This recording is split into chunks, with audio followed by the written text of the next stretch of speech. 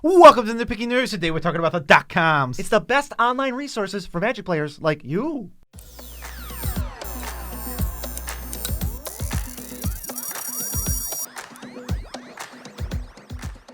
I'm your host, Joe Cherries. I'm your host, BZ, and that makes us the Nitpicking Nerds, bringing you daily content. Happy birthday to everyone whose birthday falls on today. As you know, we care very much about birthdays, so if you want to support the channel, best way to do it is patreon.com in the description. Yes, and when you support the channel, you support birthdays as well. You can also go to tcgplayer.com. You go there, buy all the Magic cards you were going to buy anyway, spend the same amount of money, and support the Nitpicking Nerds. And Dragon Shield, best sleeves in the multiverse? Good sleeves. That also is an affiliate link in the description. EU or US link, wherever you're located, you can go to the source, buy the Magic sleeves that you need, and then they get shipped to you, and we get a kickback on the order as well. So what are we doing today? Today we're talking about all the Magic the Gathering websites that we actively use and that we would advocate that you also use. And just a heads up that none of these were paid to put in the no one paid to put anything in this video. It's not sponsored by anything. These are just the websites we use, regardless of whether we have a good relationship with them or not. We're recommending them. Yes, and I want to say the only one that we have a relationship with at all on here is tcgplayer.com, which we have an affiliate link for, but we are not sponsored by them. Difference. There is a difference. So the first one, this is the most beneficial to our channel, especially, and it's the one we use the most. It's Scribefall. That's probably the one everyone uses the most. Every site takes the data from Scribefall, and that's where you're seeing most of the images. That's the main thing they do is they provide amazing card images, and you can download the PNG of the card as well. It's perfect for filtering, viewing, deck building even. If I want to find out every card that has the word counters in it, I can just put that in. Oracle text, set, year, product, all this different stuff. Yeah, you can go by like set. You can also do set legality, so you can go like, I want everything that's legal and modern that cares about power. The word has the word power in its text. There are a ton of different, the advanced search is super complex and lets you pretty much find everything you're looking for. It has every Magic card, every printing of every Magic card, and the images are very, very pristine looking. Yes, and if this is the best time to do this, I don't know if there will ever be a better time for me to say, but for all the Magic content creators out there, newer and older, whatever, Scribefall has a feature where you can download the image of the card, which is going to give you a perfect PNG crisp cutout of the card. I've seen a lot of videos, mostly by newer creators, obviously, that just kind of copy and paste from Scribefall, and then you get the white corners, and it looks not good. Yes, there's a huge difference. Looking right here, you can see the top one is a scroll down on the page of a card, click the download card image little tab. I'll actually put an image of that here, and you get the top one. The bottom one is the image on Scribefall, right-click, save image. You end up with the white corners, and that's not the look you're looking for, especially if you're trying to look as professional as possible when doing content creation. Little PSA for anyone who's in that niche. The next site we use the most, this is probably every time we've ever built a deck, it's EHREC. If you're trying to build a commander deck, this is the most valuable resource, period. Yeah, exactly. So what EHREC is, it's a site that uses an algorithm to draw data from other websites to tell you what the most played cards in decks are, or just in Commander overall. So it has a ton of useful stats. If you're going to build a Commander deck, what I would suggest you do is you build your deck, you come up with all the ideas you have, then you go to edhrec.com, you type in that Commander up top, and you see what other people are doing. I'll almost guarantee that if you build a deck, you're going to miss something.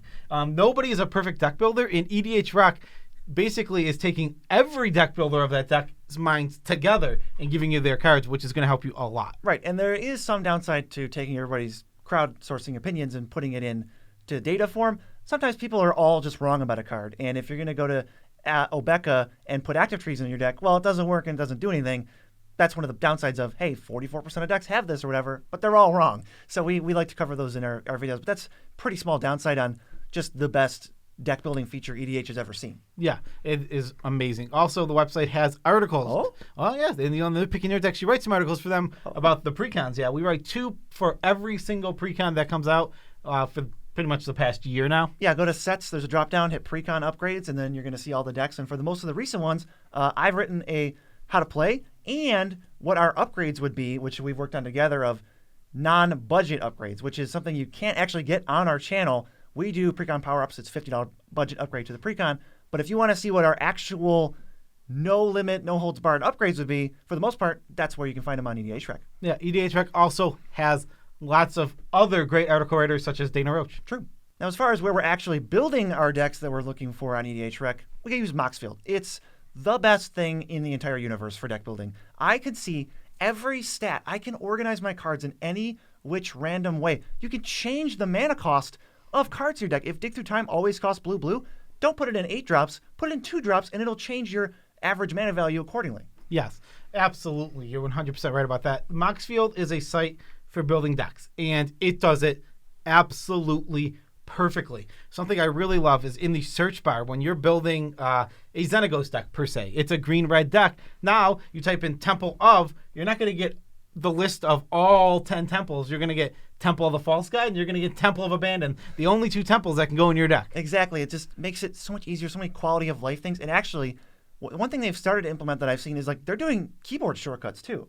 Where like you hover over a card and you can press Control whatever, and then it like deletes the card or adds another one. And it's just making it even easier to use the site. It's so crazy. Yeah, Moxfield, it's whoever is making Moxfield and runs it, hats off to you because you have made an amazing website. Yeah, we love it. The next one here, this is where we go to buy all of our Magic cards. Let's say 95% of our Magic cards. It's TCGplayer.com.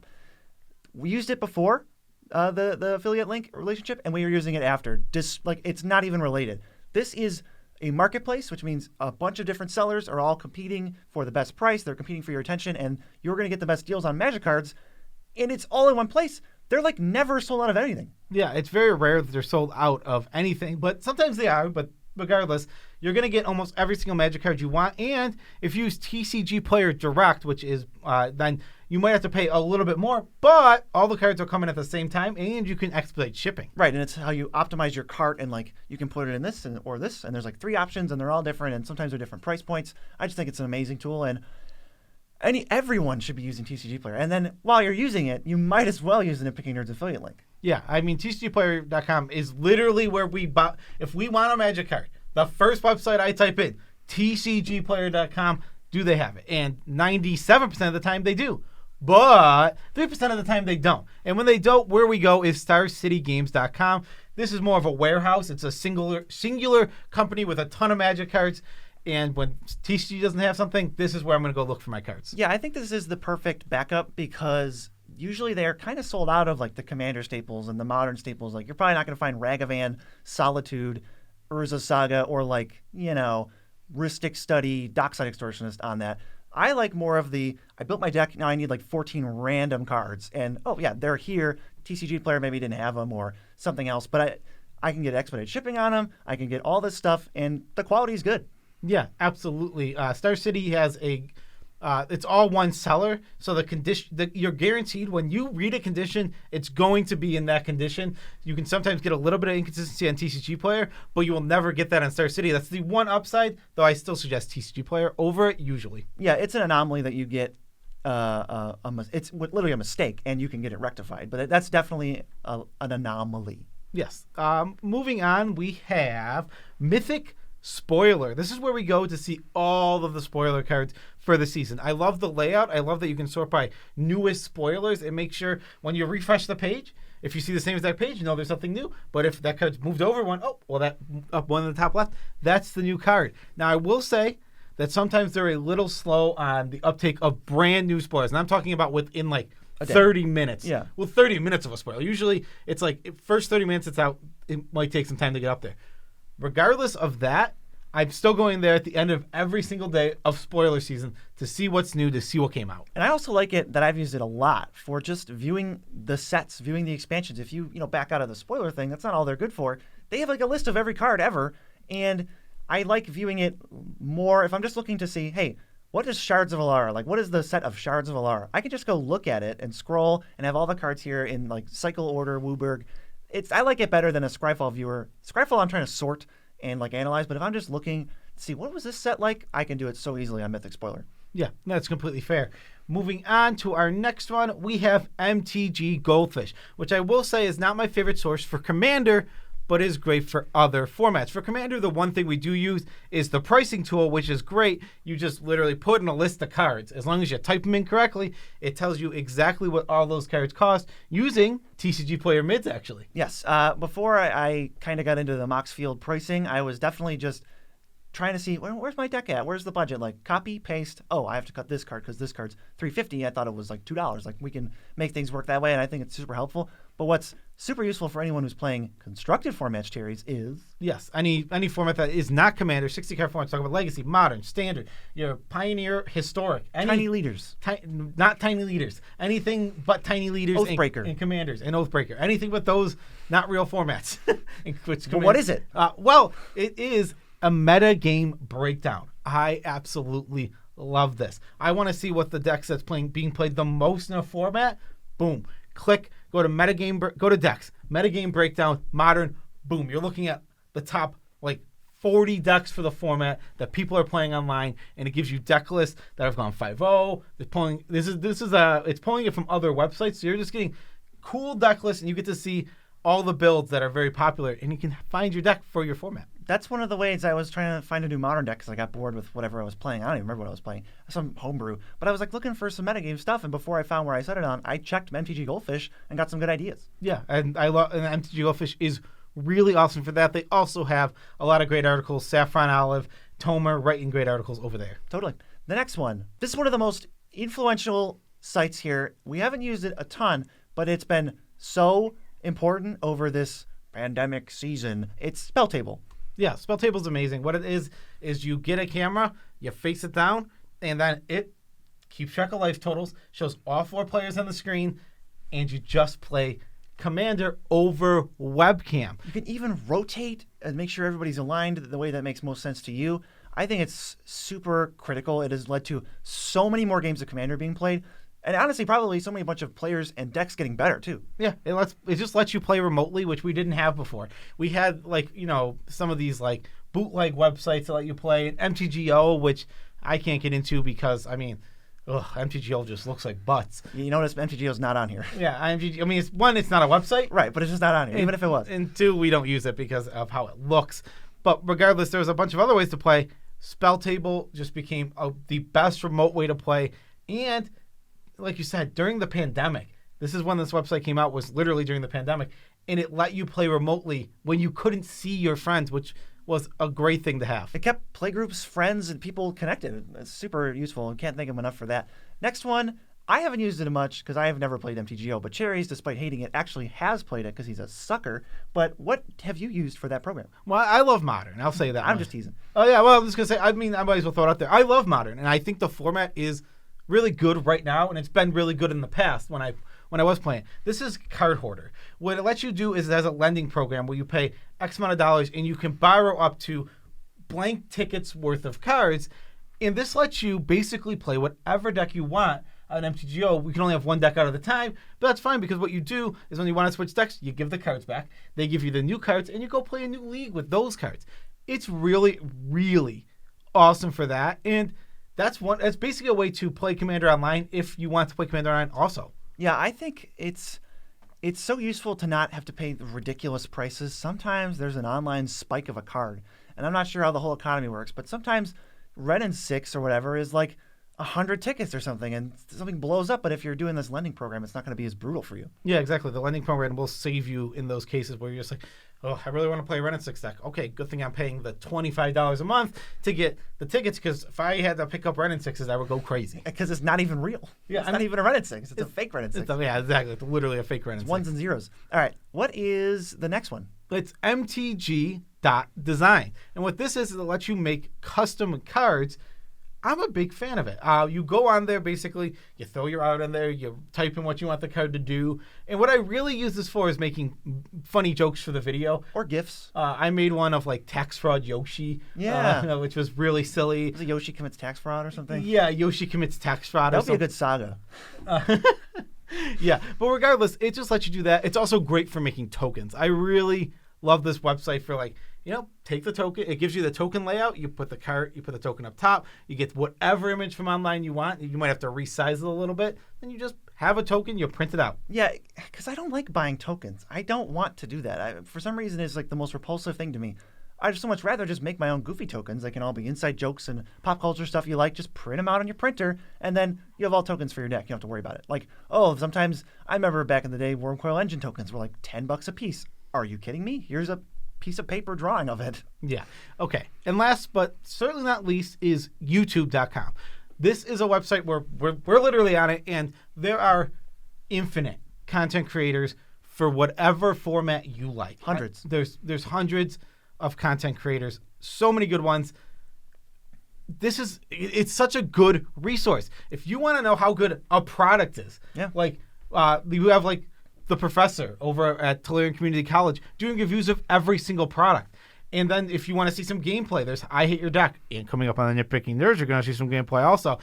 There's also the Command Zone. They have great gameplay. They also do a podcast every single week. That's just some of like many. There are so many content creators, big and small, that are providing content for you. Yes, it's just there's a lot of things that are so in-depth that you're not going to find online. Like Scribefall is not going to tell you how to play a deck. EHREC is not going to tell you how to play. So if you want to learn how to play or how to do this or a deck tech or secret tech or like the best this, and there's so many different, obviously just bajillions of different topics you can cover on EHREC. And I want to shout out a couple people. I mean, we've already shouted out I Hate Your Deck, Professor, Command Zone. Those are some of the big ones. MTG Goldfish Commander. They do some good work over there. Yeah, Saffron Olive is the main guy on MTG Goldfish, the main channel. Also, I just watched the video by, I think his name, I'm sorry if I get this wrong, I think his name is Kitchen Brewer. Okay. And he did a whole thing breaking down the Academy and really tearing into the Academy of Arena. Oh, he tore into it. It was a great video. I absolutely loved it. And he was absolutely correct on like every single point he made. Wow, I got to go see that. It was a really good video, yeah. And then there's MTG Goldfish Commander, which is run by Tomer. He does a lot of the main videos over there, and he's awesome. They also have Commander gameplay. It's on MTGO, so you got to deal with the ugly look, but they're fun people. It's ugly look with beautiful personalities. We also have Pleasant Kenobi, who we've kind of interacted with a couple times now, who's actually, pleasant. And if you're into the more abrasive or aggressive content, if you like swearing, he's definitely your cup of tea there. Also, MTG Mudsta. So gameplay and gameplay commentary, I feel like is very different. If you're just trying to watch a game, but you don't have 3 hours, I think MTG Mudsta is a good resource. Yeah, he really makes the games go by a lot faster than 3 hours. Commander's Brew, they're just friends of ours. They're really nice guys. They're super nice. They have comedy. They do some off-the-wall jokey stuff. And I will say one thing I didn't even realize until a couple of years into watching them is every time they're doing something funny, it's all improv. Yeah, I mean, they're just funny guys. There's also Magic Arcanum for lore. We love his lore videos. Like, we're not a huge fan of the MTG lore. We like it. Like, I don't follow too closely, but when I want to know something, that's a good way to go. Yeah, I think Magic Arcanum does really well-made videos. And last but not least, shout out to Jake and Joel Are Magic. They're the until they have more subscribers to us, we have told them they're discount Nitpicking Nerds. They are MTG Finance and Commander, as well as like maybe some various news updates in there. Yeah, they're awesome guys. But is there any more? I mean, pretty much covers all our favorites. That covers a lot of our favorites. But I want to just say this isn't every single content creator. There are a million amazing good content creators. I will just say this. I've watched a few of his videos, like Covert Go Blue. Yeah, he's good for arena content. He was making he still makes daily content, but he missed it. His streak is dead. Our streak is going. We might have the longest. We'll try. We might have the longest daily streak going for MTG content. We'll see. Maybe in progress, but not overall. Yeah, but regardless, he's an awesome guy, and there's tons of these. Bosch and Roll does a lot of legacy. That's Brian Corville. Yeah, there's just infinite. We could be here for 10 years, but we wanted to shout out some of the ones maybe you haven't heard of them. Go check them out. Throw them some views. Throw shade at them. Or you can throw shade at them. Yeah, do whatever. You guys do whatever you want. As long as it's not us. Yeah, just don't be mean. Don't be mean. If you're gonna throw shade, say they're stinky. Tell them the nerds sent you. Yeah, and do this emoji. Yeah, there's an emoji that does that. But that is our video. Special shout outs to all of our patrons. Love you guys all as much as we can without making you uncomfortable. You guys let us make all these awesome videos. Thank you so much. This video, we're just yelling about stuff we like, and we can't do it without you. So if you want to continue to support us so we can yell about stuff we like, patreon.com or TCG Player to support yourself at the same time while spending no extra money to support the nerds as well. Dragon, Shield, best sleeves in the multiverse. Good sleeves. That's the best way to go buy sleeves for your deck, and you can go buy custom sleeves from the site. You can't really do that anywhere else. Yeah, exactly. Those are just great ways to support us, and honestly, they're great product. We support both of them if we weren't affiliated because they're both great companies. I would recommend nothing else. Okay, so what are we getting into here? It's a tidbit about our life, and I think it is your turn. It's definitely my turn. So my cat, who's been on a few videos, just got a giant influx of toys. I kind of got some hand-me-down toys, and She was playing with some of it, and then she kind of seems apathetic now about But her favorite toys are like things that aren't even toys. She likes the rings that come off of the Prego sauce cans, and she also likes there's this piece of fabric my grandma just gave to her when she was a kitten, and it has her smell all over it. So she sometimes when she wants something, she'll pick it up in her mouth and just walk around the house with it. And then she also likes this piece of string that my friend gave me. Everyone likes string. Who doesn't like string? Everyone, like every cat. No, everyone. Everything likes string. Have you ever had string in front of your face? So I'm just curious bad what at it. other people use for toys, because she's not a big laser pointer fan. I'm trying to maybe spice it up. I want some more toy ideas for my cat. I think the main thing is Amber just doesn't play that much. She plays. She wants to. Sometimes she wants to play, and she's like, "Let's go!" And I'm like, "What do you want me to do?" But she doesn't. But like half the time she does that, she won't do anything. It's like I want to play. I'm doing this. Look how much I want to play. And then you're moving the toy, and she's like, "What are you doing? I don't know. What are you doing? That's stupid. No, I want to cuddle. I want to cuddle now." She used to play fetch with those rings all the time. But lately she hasn't been doing it. She doesn't bring them back. And I'm just like, what the heck, Amber? Would you forget how to do it? Yeah. We're another note about cats. We're getting a new cat. Around January 1st, Chad is moving back into the house with us, and we're bringing one of his cats named Buddy, which is going to be awesome. Updates to follow. Hopefully Buddy will make it into videos, but if he can lay down. Amber is having trouble laying down. She just wants to rub up against everything. The microphone. Oh, this microphone. That doesn't smell like me. Hey, do you want to give me pets? Perfect. That's what I wanted. Yeah. Peace out, Tribe Scouts.